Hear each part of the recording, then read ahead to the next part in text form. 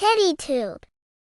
The Little Fox and the Trust Bridge. Felix, a curious little fox, came across a swaying wooden bridge over a fast river. He hesitated, unsure if it was safe. Just then, Bella the beaver appeared. "I built that bridge," Bella said proudly. "It's held rabbits, deer, and even a bear. You can trust me, it's strong." Felix thought about how dependable Bella was. Taking a deep breath, he stepped onto the bridge. It wobbled, but he kept going, remembering Bella's words.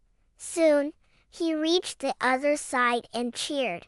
"See," Bella smiled. "Trusting the right friends can help you face your fears." From that day, Felix learned the power of trust. The end.